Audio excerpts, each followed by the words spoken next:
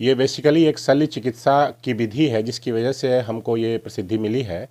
और ये शल्य चिकित्सा की विधि है, कान के पर्दे को छेद बनाने की विधि है और छेद छेद को रिपेयर करने की विधि है। सुनाई में अगर कमी है, कान की समस्या है, तो उसको सर्जरी से कैसे ठीक किया जाए।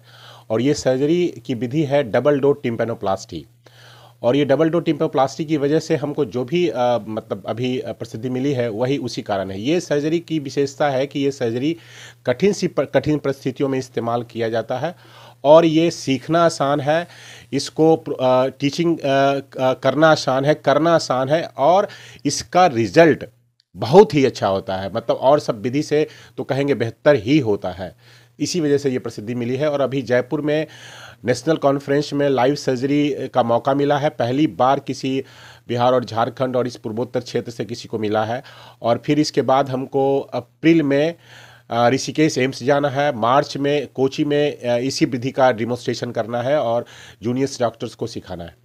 कितनी बड़ी उपलब्धि मानते हैं इसको?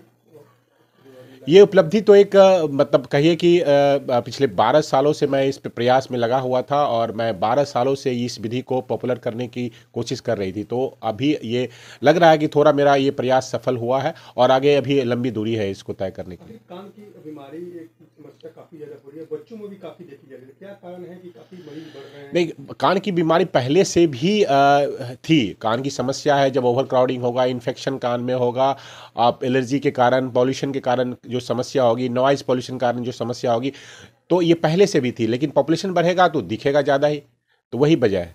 और शहरी रहन सहन भी एक कारण बन जाता है। कान की समस्या, ओवर क्राउडिंग होगा परिवार में तो वो भी एक कारण बन जाता है।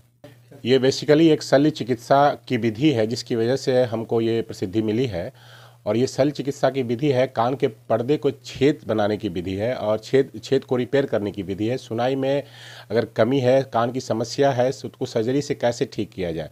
और ये सर्जरी की विधि है डबल डोर टिम्पैनोप्लास्टी।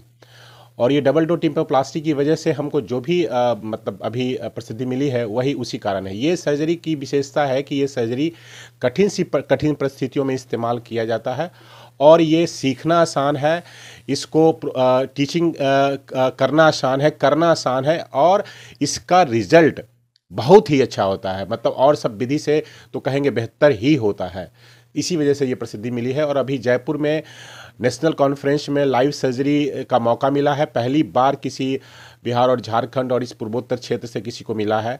और फिर इसके बाद हमको अप्रैल में ऋषिकेश एम्स जाना है, मार्च में कोची में इसी विधि का डिमोन्स्ट्रेशन करना है और जूनियर्स डॉक्टर्स को सिखाना है।